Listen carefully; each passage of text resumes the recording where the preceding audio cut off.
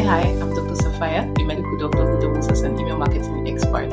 In here, I take you behind the scenes of failed and successful email marketing campaigns.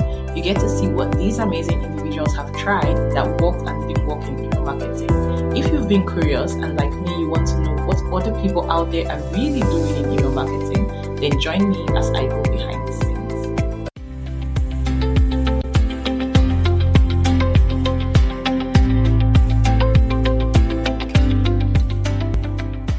Welcome to another episode of Email Marketing Experiments.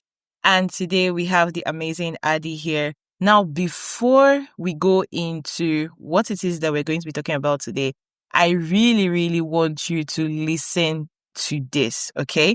Because this is what led to this particular podcast. So I was scrolling through threads and then I came across this and it said, and this was like 16th or thereabouts, but this was back in August and of last year, and it said, let me tell you all about how my open rate has climbed from 55% to 88% in the last 4 months, and I wake up to a few heartfelt replies in my inbox almost every morning. A few months ago, emailing felt like a chore, and Addy went on to share something that I am not sure I have ever seen anywhere, and I knew that I had to bring her on the podcast to talk about this discovery of hers and how it was that she was doing it.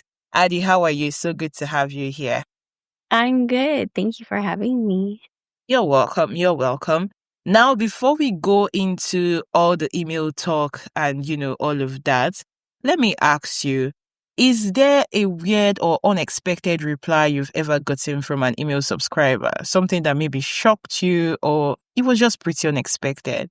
I don't think so. My email list people are like really awesome and really authentic and genuine. So I know sometimes you just get like the spam ones of people trying to like pitch you their service or whatever, but I feel like that's pretty typical, Yeah, it definitely is. So if we're doing like coffee or tea, which one will it be for you? I like both. It kind of depends on the day. I usually go for coffee in the morning and then like tea later in the afternoon.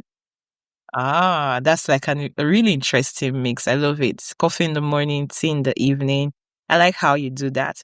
So I would like our listeners to know a bit about you. Could you share a bit about your journey and how you came into using email marketing in your business? Yeah, so I have my own small business, running business online. So, it's kind of hard to run a business online without people saying like you need to do email marketing. So, yeah, it was like one of the first things that I started doing in my business. I feel like for most people that's probably pretty true. But over the years as I ran my business, I just was really trying to lean into making marketing feel more exciting and like something that I really enjoyed showing up for and less of like an obligation. And so email sometimes got to the point where it felt like an obligation because it feels like there's a lot of rules that you're supposed to follow to make it work. And so it kind of got to a point where I was like, this doesn't feel as exciting as I always hoped it would be. So Yeah, I definitely get the part about a lot of rules, and everybody seems to have their 7 best winning practices and what we've done that works. And it can be pretty overwhelming sometimes. Now, before we, go forward, I would like our listeners to really have an idea of what your small business is about and what you do so that we can, take that for context as we move into what we're talking about. yeah, so I teach marketing. I call it cozy marketing just because I feel like, again, like just like with email, like with marketing, there's just so many rules that it feels like we're supposed to follow, or there's ways that we are supposed to show up online just based on what all of the really big accounts and the really successful people say that we need to do. But it doesn't always feel authentic or aligned to our values. Sometimes it can be a little bit like pressure filled or just like inauthentic to who we really are. And so cozy marketing is just a way to approach marketing that allows us to connect with people on a deeper level and show up and share about the things that we feel passionate and excited about. and allow those things to be our marketing. And so it allows us to remove some of that pressure, some of the urgency, and just really lean into more of our values and our passions and connect with like-minded people who want to also chase those things with us. Yeah, and when I read your take on cozy marketing, I really love the fact that it allows you, align your marketing with your personal values, your personal brand culture, and all of that. And I think that that's pretty neat. Now, if you were to give email marketing a job description in your business, what would you say is the role of email marketing in your business today? I definitely use email as like a space to nurture my relationship with my audience. I really value it as a place to just like show up and share like what I'm learning, what I'm going through, what I'm working on in my business, and just be really authentic. And it's really allowed me to connect with people on a deeper level. And obviously email is really good for sales and, promoting our offers and things like that. But I've really enjoyed using it as a way that is primarily focused on nurturing those relationships, so that hopefully people just want to open my emails because they're excited to see what's going to be inside rather than expecting a pitch when they open it.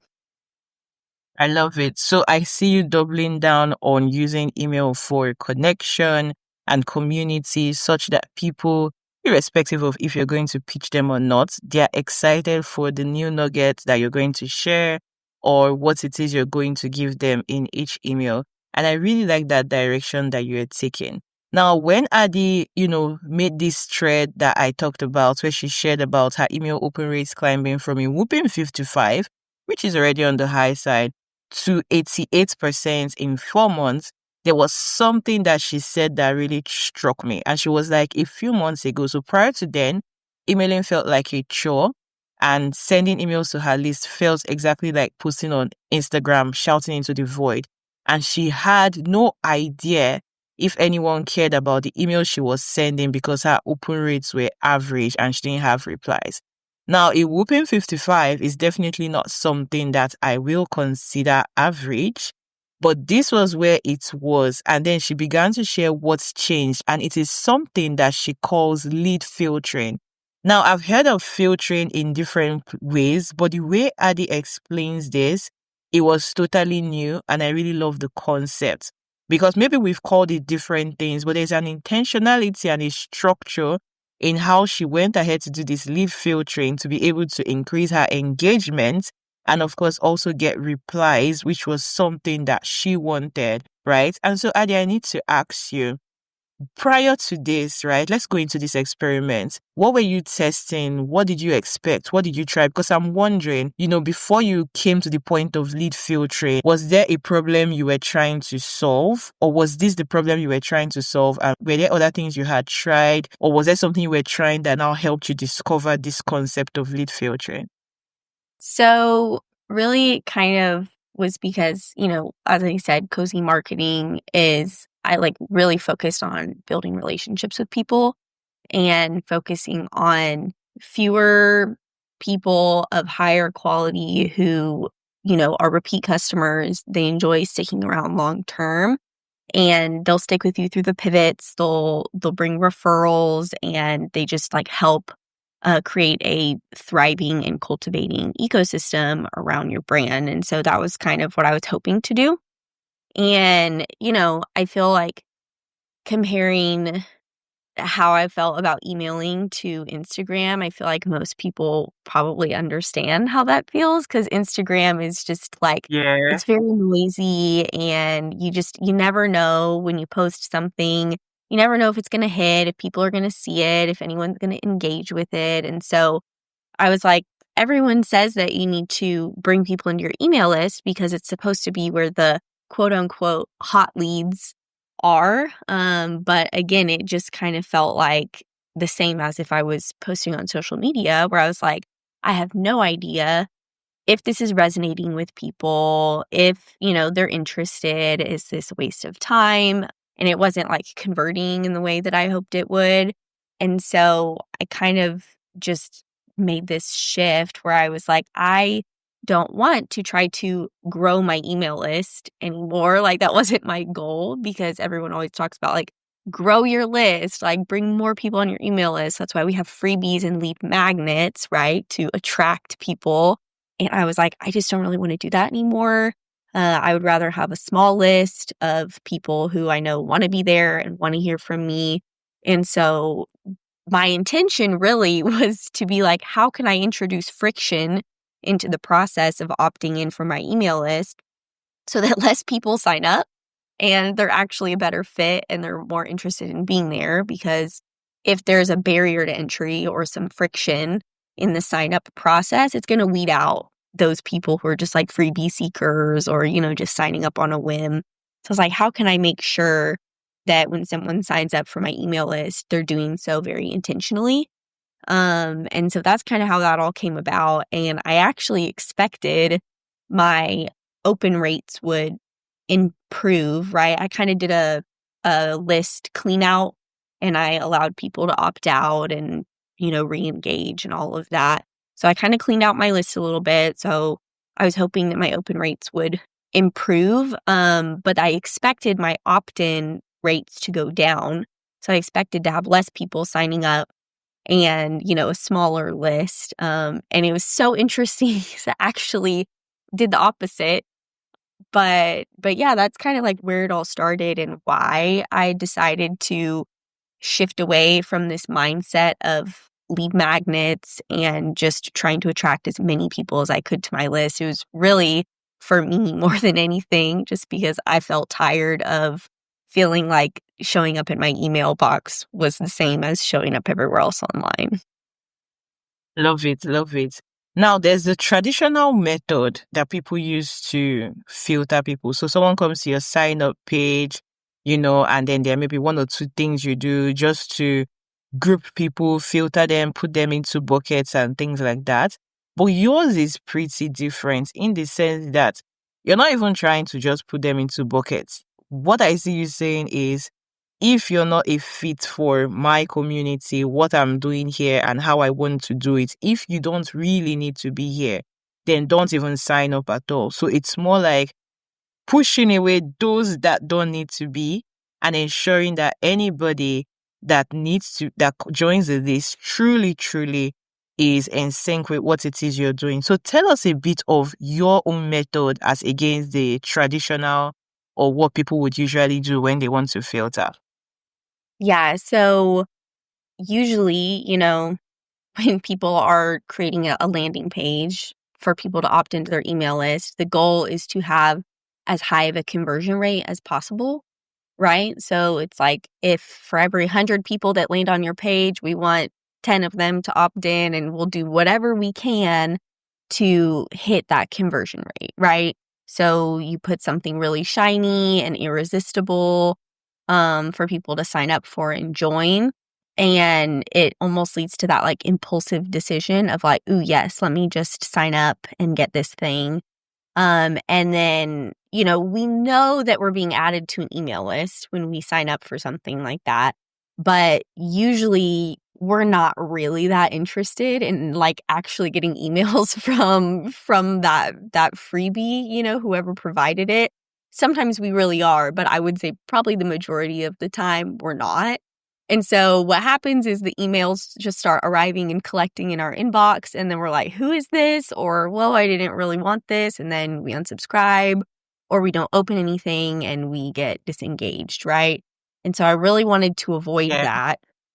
And so my thought was, I was like, well, instead of going for opt-ins and like a high conversion rate, I really want to focus on just building relationships and connections with the right people.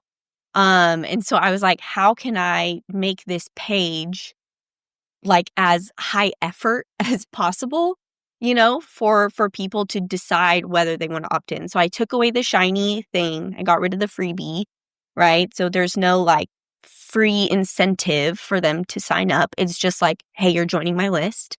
And my opt-in page, there's one place where people can join my email list, and it is one singular opt-in page other than purchasing an offer, right? If they become a customer, they're added to my list. But just as a subscriber, and it has like 1,000-word essentially essay of like my worldview, my marketing ethos, what I believe, how I believe marketing should be done, compared to how it is done. And I have a 7-day welcome sequence. So when people sign up, they get the 7-day sequence. And I mention the sequence on the page, like, hey, if you sign up, you're going to get emails from me for the next 7 days to kind of introduce you to my worldview. So if everything on this page interested you and made you feel excited, go ahead and sign up. You'll get the 7-day sequence and you'll be added to my email list where I kind of dive into all these concepts at a little bit of a deeper level. And the opt-in form is at the very, very, very bottom of the page. So even if someone doesn't want to read the whole page, they have to scroll to get there. So at the very least, like, it's introducing some of that friction so that people are maybe just being a little bit more intentional with whether they're deciding to type their email in and hit submit, right? So that's kind of where the filtering comes in, is I'm helping people kind of pre-qualify themselves to see if they're going to be a good fit for my list before they opt in. And that's just awesome because, first of all, this goes against a number of rules that I can think of in terms of what would be recommended. For example, you have one opt-in form and it's at the very bottom. Usually, once you get on the page, right, there's the opt-in form that comes in the hero section. And then as you scroll through, depending on how long what it is you have is, there will usually be like the buttons that would send you to the opt-in form, just so that at any point it sees you read and you're ready, you can easily get in. But you're saying no opt-in form. Read through this so this is what I'm really about. Then get to the bottom and join my list. Then number 2 is the fact that I remember the first time when we used to think that to add someone to your list, your lead magnet had to be, something you were given in terms of a book, a class, a workbook, a template. And then we now got to the point where we saw that it could also be like the idea, the community. But now you are just telling people, this is how you can join my list. And then you're saying, this is what it is that we believe in. This is what it is we do. This is what you would expect. And this is the button. And I think that this is entirely different, but it's also pretty cool because it has given you the results that you desire, right? So in the sense of what it is you were trying to achieve in terms of like engagement, you actually got that and even got more, because thinking that, that the conversion rates would drop and then seeing that it actually went up, I'm like, okay. So you introduced a lot of friction and people are still signing up. So is there something that you're doing that is ensuring that, okay, the people that are landing there are mostly like the right people as opposed to, or is it just the fact that it seems like, how when we human beings and behavior, when it seems like this is something that wants to exclude them, they don't want to be on the, on the other side. Everybody wants to be on the inner circle. I keep thinking about it, but what do you think?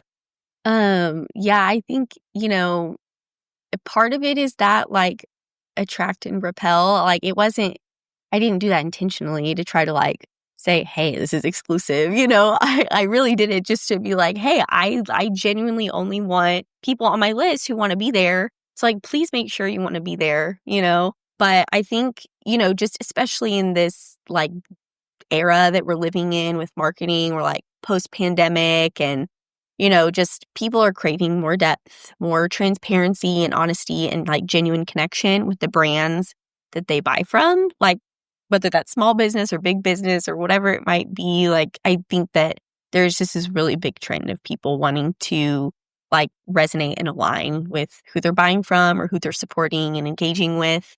And so the more opportunities that people are given to do that, like the more that they're going to feel excited about it. And so I think that, just having that opt-in page be really values forward and just very human and transparent, I think that it really helps people feel more excited to opt in. They're like, this is refreshing because it's different. And also, I know that I already align with the values of this person. So like, yes, I want to join, And so I think that it helps people commit because they know exactly what they're getting into, like it sets those expectations and people like to know what they're getting into and what to expect. As humans, it's like it goes against our nature to have surprises or have things that are unexpected. It's like a survival instinct that we have. And so I think allowing people just that transparency of like, here's exactly what you can expect, and please only sign up if it feels good to you. I think it actually helps people make a commitment because they don't have that unexpected or that kind of fear of, okay, if I sign up for this, are you going to be pressuring me? Are you going to be emailing nonstop? Like all of that. So I think just that removal of the uncertainty really helps people opt in. That's so great. Now I'm wondering, you started by filtering with long form copy. So it's like a very long essay. And so since then, have you experimented or tried like filtering with other ways? Or is it that this one works and you're just sticking with it? So, this works for me. And so I'm sticking with it. But something that I actually noticed too was that with my 7-day welcome sequence, I also get even deeper into like the principles that I follow with my business and how I do marketing and kind of, how I approach everything. And I get really authentic and really deep with that. And I noticed that there are certain days within that welcome sequence where I have some people unsubscribing. And I think it's because even the people who maybe they glanced over that page and just decided to opt in, once they do start reading those emails, it's like an even deeper filter. And so just in case someone like scrolled all the way through the opt-in page and it just decided to opt in because they wanted to be on my list, having that welcome sequence acts as an additional filter. And so it just kind of helps weed out some of those people that I'm like, this is a foundational belief that I have about how I do business. And like, if you don't at least feel interested in learning more about this, like, you're not going to like it here because this is how we do things. And I'm really like kind about it. In my emails, I'm always like, hey, like, you're welcome to head out at any time. Like, and you're welcome back at any time. I don't try to be like, please don't unsubscribe or anything like that. But it's interesting. I did notice that there are a couple days in that sequence where I have some polarizing beliefs that I share about marketing. And those are the days when I do notice some unsubscribe in my sequence. So that's super interesting that the filtering even continues to happen in the welcome sequence after they sign up. I can't remember if it was Seth Godin that talked about this thing or somebody else, but it talks about when it comes to community and the fact that it's a group of people that are, brought together by a certain belief. And I think that that's something you really leaned into with your email list. And so it's the fact that it's like, this is what we believe in and we are going hard on it and we are openly disparaging and, putting down all the other things that we don't agree with. So nobody comes in and they're wondering, is this person here or this person? They just all know that this is what, because I know that there are some people who have been in their email list. And even when I don't agree with what it is they're saying, I just know that this is what this person believes in. This is this person's mantra. This is how they go with it. And if I'm here, then I know that, I should be open to receiving it. And I think that really leaning into this belief-led marketing, if I may call it, or quasi marketing, I should call it, because I think it still all ties in, right? Actually now brings you closer together. It's how you can enter a room and then all of a sudden everybody seems to be on two sides because maybe there's a match going on and we're Arsenal fans and then we're Man U fans. And even though you have never met yourselves before, just because all of you are supporting this team and you all stand for this team, you guys just get to bond. And I love how you have, put this in to be able to ensure that you have your own people, your own tribe in your email list. And I think it's something that people can emulate. Now, I just want to know, within the process of, doing this lead filtering, I know you said that you did it and it just worked and you haven't really done anything much to it.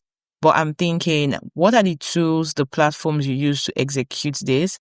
And are there any adjustments you think you want to make to this along the way to improve the results you have gotten so far? So for platforms, are you asking about like what my email service provider is? Yeah. So I use previously ConvertKit. They're now Kit. I still call them ConvertKit, but my email service provider is through Kit.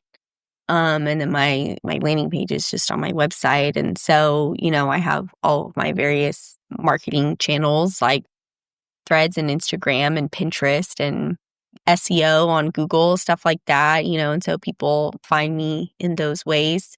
And I really try to do my best to like be forward with my values and what I believe and kind of, my outlook on things in those channels. So that the right people are like, oh, this interests me. I want to learn more. And so then I'm like, hey, the next step is you can join my email list or you can, read this page to see if you want to join my list. So that's kind of how I view it is just I try to be really forward with those values and those beliefs as early on in the marketing process as possible. So hopefully it's like it's a filter as they come through, it really helps bring in the right fit people. The deeper they get in, the more that they learn about how I do things. Yeah. And I know that you wanted to increase subscriber engagement by doing this, but do you think it's also had impact on, the role of email marketing in your business in terms of also like conversions and leads for programs and services? Yeah, absolutely. So I used to like not really get many replies before, here and there. I would like get some reply to my email, but now every time I send out an email, I get multiple replies, or every time someone joins my list, I would say like probably about half the time. I haven't measured it, but my estimate is probably about half the time they'll reply to me at some point in that 7-day welcome sequence that they're getting to share how excited they are to be reading or, to introduce themselves to me. So that's really cool. And it has definitely had a really positive impact on conversions for me, just because I know that the people on my list are already a good fit, to be in my world. And so when I'm creating offers for those people, like it's going to be a good fit for them. And also having the replies is really helpful because I will sometimes tease out an offer that I'm thinking about creating. And I'll say like, hey, let me know if this is something you guys are interested in. And since I've created that culture of replying to my emails, people will reply and let me know like, hey, this might be something I'm interested in, or I could be interested if XYZ. And so it's been a really good place to kind of like refine my offers and learn what my audience is looking for. Just because I know that those people that are on my list are already a good fit because they've already been filtered. So I don't have to worry about putting them through another funnel or doing all those things after they're on my list. Because I know that if they're there, they want to be there. Love it. And now, how does this also roll into like the kind of emails that you send out to your list? Because yes, you're filtering these people, you're also filtering with like the 7-day sequence. So when it gets into your ongoing nurture emails, now that they've come into your ecosystem, are you still doing some level of filtering, or are you now like, you know what, I have the quality and the kind of people I want, so let's just, continue with the message that we want to put out there? Yeah, it has definitely allowed me to show up more freely when I'm sending like my newsletters and whatnot. I do like a monthly recap, just of like kind of how I'm approaching my marketing and what I'm working on that month and lessons that I'm learning. And those have gotten really good feedback just because I do kind of have my own approach to marketing and business. And so people enjoy hearing how I am implementing that. So that's been really helpful. And then I really enjoy, I'm like, in general, just as a person, I'm like pretty introspective and I like to think and mull over things. And so that's kind of like a natural way to express myself and my thoughts is just to, you know, I just write my emails. I'm like, here's something I've been thinking about lately, or, here's something that I'm learning or something that I'm going through. Sometimes I'll share some encouragement, just with that I know people need to hear. And so it's really allowed me to show up a little more freely and less worried about, how can I write an email that people are going to read? Or how can I write a subject line so that people will open it? I'm like, no, the people who are here want to hear from me as me. And so it's been a really nice place to show up as myself. That's so great. Let's look at this. I was going to ask because you were very specific about saying a 7-day series. Is it a 7-day series because you decided it's a 7-day series, or is there some sort of structure behind why it's a 7 days, and does it have to be 7 days? So I knew I wanted to write a welcome sequence, just to kind of introduce people to my methodology, and how I approach things. And I kind of just listed out some of the major points of like, if someone is brand new to this, what would I want them to know? So I kind of listed out some principles that I follow, or, some of the main concepts that I talk about, just in case someone is completely unfamiliar with what I do, or just to kind of give a good foundation. And it ended up, I think, being like 6 points of things. And I was like, yeah, I feel like that's pretty good. And then I have another email at the end that's like a little more about me and my personal values, and just like what they can expect going forward as they like join my regular newsletters and stuff. So it wasn't anything that was like crazy strategic. It kind of just worked out. And I was like, I feel like a week is good. It's not too long, but it's also enough time to kind of get people familiarized with what I do. Okay. Now, if you were going to try this again, would you do anything differently? That's a good question. I don't know, because the reason why it has turned out the way it has is because I went into it with the mindset that I did, which was not with the intention of, having high conversion on my opt-in page, or like growing my list and increasing my subscriber count. The intention really was to like refine my list and keep it cozy and make sure that only the right people were getting on there. And like in hindsight, I know why things turned out the way they did. And I still live by those principles of like prioritizing the connection first and not going for the high conversion rate. Like even on my sales pages and stuff, I don't seek like to increase the conversion rate as high as possible, But I think just going into it the way that I did, I'm really happy with how it turned out. So I don't know. It's hard to say whether I would do something different or not, just because of the way that I intended for it to work out when I went into it. I think is the reason why it did work out the way it did. That's great. That's great. Now, let me get your permission. So I have an email you sent January 13th, the December recap email open here.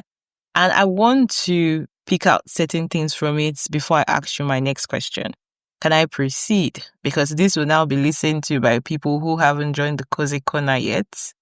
Yeah, that's totally fine. All right. So Addy sent out this email January 13th, and it was her December recap. And it says how I'm building my world. But what really struck me, right, aside the fact that she talked about a number of things, including her maintenance protocol, which you will need to follow her to find out more about. And she talked about its tsunami and stuff like that. She also talked about how she launched a new course and then went into some data that I found pretty interesting. And that's where I'll start from. So she was doing a reflection and sharing the results. So for this particular course launch, she sent 2 hand-raised emails that had a 9.5 and a 9.7 click to open rates, right?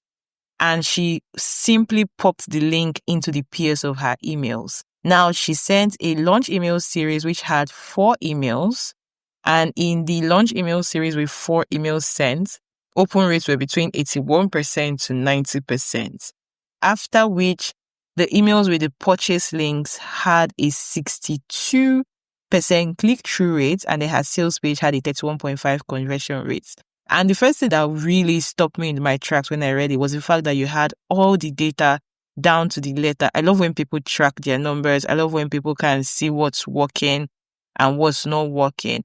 And I love the fact that you took it step by step. Now, how does the cozy marketing method and everything that you do today impact a launch? So let's say somebody also wants to do cozy marketing, right? And wants to follow what it is you're saying. We've seen these are your launch results, but of course, this is not typical for everybody. So how would you say that the method you use from the lead filtering to actually practicing what you preach impacts on your launch, results? Yeah, I love that question. So the way I define cozy marketing is I just say that it's marketing that feels good for us and for our audience. And so it's going to look different for everybody, right? And I'm always like experimenting and trying new things. And so for this launch that I did, it was during the holidays and it was like shortly after Black Friday. It was, mid to late December. And I was like, people just have a lot going on. There's a lot of noise in their inboxes. It's the holidays. They don't want to just be inundated with noise and promotions. And so what I did is instead of just sending my launch emails out to my entire list, I sent those 2 regular newsletters. And in the PS of the newsletter, I just said, hey, I'm launching a course, which I had talked about a little bit previously. So people were a little warmed up to what I was working on. And I said, if you want to receive the launch emails, click here and, you'll be added to it was like a raise your hand if you want to get the launch emails. So instead of just sending the launch emails out to my entire list, I only sent the launch emails to the people who opted in to get the launch emails. And that was really just, especially with like the time of year and just everything that was going on, I felt like it was going to be the most like courteous and respectful way to launch a course to my list at that point. I don't do that for every single launch and I may do it again in the future, but it felt good for me at that time. And it was really cool to see how it worked. So I had like a really good amount of people for only sending out 2 in the PS of like, hey, raise your hand if you want to get these launch emails. I had a great amount of people sign up to get them, and almost everybody read almost every email. And I had a bunch of people sign up, and it was because they knew they wanted to get the launch emails, and so they already knew they were interested in the course. And so that was cool to see. That was a fun experiment of like letting people opt in to a launch instead of opting out of the launch emails. So it was fun. So I really, really love what it is that you did here, right? So I'm just looking at it, and one of the things that really stood out for me when it comes to this result that I just read is the fact that you had really good open rates, not just really good open rates, but you also had really great click rates and click to open rates. And so that leads me to my next question, which is, what is your greatest tip for getting people to click ethically without using clickbaits? So without trying to, trick them into open and all of that, what would you say is your greatest tip? Because I see you doing amazing in this particular area. So I really try to create like a culture on my list of like engaging and replying and clicking links. So I'm really big on creating a culture with your brand. That's like some steps that I teach too. There are ways that you can just set precedent and set expectations with people so that they know, like, here's how things work. When I'm on Addy's list, like, she puts cool links and there's cool stuff to click on. And so, I try to put at least one fun link in most of my emails, whether it's like a cool ad that I saw that I thought felt really neat, or, like a video to watch or something like that. And so I have created that culture of like clicking on things is low pressure. Like if you click on something, you're not going to be like spammed with new emails or whatever. And so there is just that culture of like, hey, Addy links things, and sometimes I click on them, and sometimes that's a sales page, and sometimes it's like a cool YouTube video to watch. And so I think that's probably my biggest tip, is just thinking of ways that you can encourage that culture of engaging with your emails so that it's not abnormal. Like once you do launch something or, send like a sales email, it's already a behavior that people are used to engaging in when they're reading your emails. And also people know that I'm never going to like pressure them or, like try to use sales psychology to like make them impulsively make a decision about something. So clicking into a sales page that I've linked feels like non-committal in a good way. They're like, I can click on this and I can read it and I can learn, and I'm not going to like feel my cortisol spike because of the high pressure language that's being used on the page, right? So I think those are some of my tips for encouraging people to engage and click. I really love the fact where you say they should create a culture, because everything still comes back to the culture. Now, you do website design, you have this amazing website templates on your page. And I just feel like you're a designer, so it will definitely come into your emails. So how does it look like for you when it comes to the place of, your email templates versus plain text emails? Have you noticed any major differences when it comes to like your engagement or how your emails are delivered? So my personal preference is just plain text emails. I have like a little image banner header, and I'll throw like a GIF or a meme in there sometimes. I'm preferential as a reader to plain text emails. I feel like they just convert to dark mode easier. And a lot of times I'm reading emails on my phone, like at night, stuff like that. So it's just a personal preference of mine that I just do plain text emails. I've never really used like the highly designed emails, but I know that some people like that and have great success with that. So like I even like sell email templates, and people love them and they say that they have great results with them. It's just my personal preference. It also just makes things easier for me because, I'm a mom. Life is busy, running a business, and it's just one less thing to think about for me, having to design my email after I wrote it. So I'm like, okay, I can just write an email, paste it in, and hit send. And so it's like, it's less of a barrier for me. And it helps me actually send more emails, not having to worry about designing it. I love it. I love it. Now, what advice would you give to somebody who wanted to start email marketing today, right? If you were to give this person one piece of advice, what would it be? Okay, my advice is kind of twofold, but it's to not build your list with freebies. If I could give advice, I would say, like, if you can, just try to make your email list itself the thing that people are signing up for. And if you can start with that foundation, I think it's really going to help in the long run, just because you're building from the start with people who like are excited to be there and hear from you. And I know that it can be hard sometimes when you're starting an email list and you have like 5 people on your list, and it feels like you put all this effort in to writing a newsletter and to 5 people. And then maybe the next week you have 10 people on your list and you're like, I just put all this effort into this newsletter and now half of my list has never seen it. So my follow-up tip to that would be, when you're starting your email list and you don't have a ton of people on it, I would think about creating a sequence that people can join. Even if you just add your new newsletters onto the end of it, maybe it's like a 2-month-long sequence when you're building your list. So that way all the work you're doing doesn't feel like it's going to waste, so that you're not like, I can write a newsletter, I can write 8 newsletters, and everyone that joins my list for the next 3 months is going to get those same 8 newsletters in the same order, once a week, something like that. So I think it can kind of help encourage people to take action, because I think it's sometimes daunting and it feels like a lot of work for not a lot of return when you're first starting out. Oh, wow. I love it.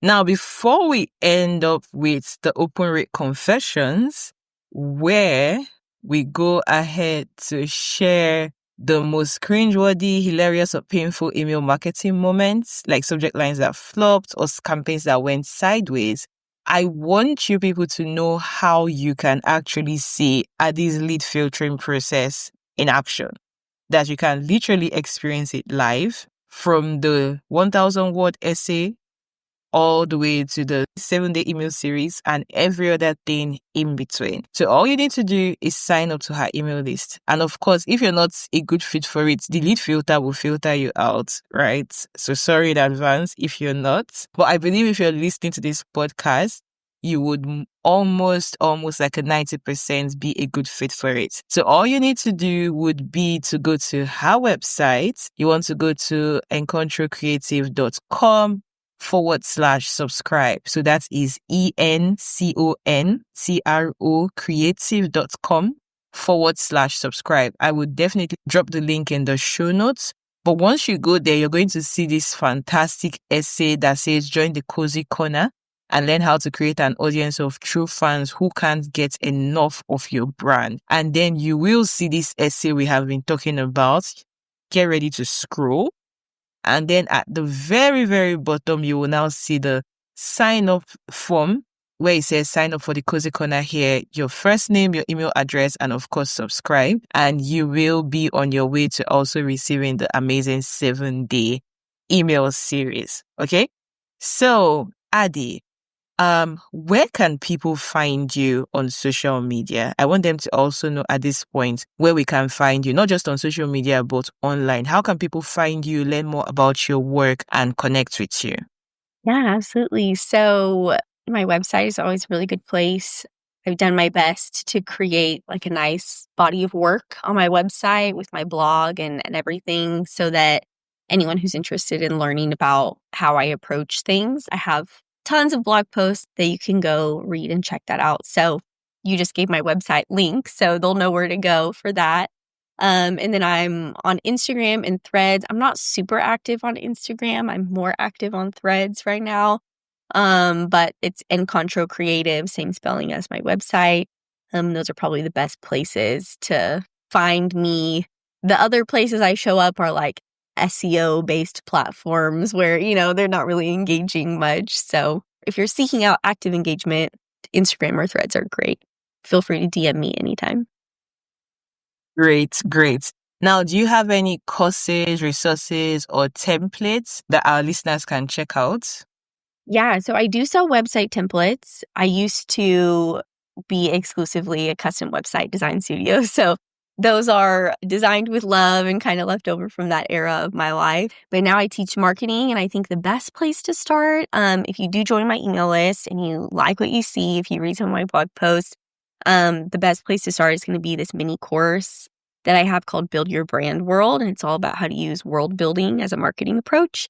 It's $97, and it's kind of like a holistic introduction to how I approach marketing and how you can start to take some first steps in that direction if you're interested in marketing that is, a little bit more low pressure, long term, and more relationship based. So That's great. That's great. And all of these things, guys, you can definitely find it on her website.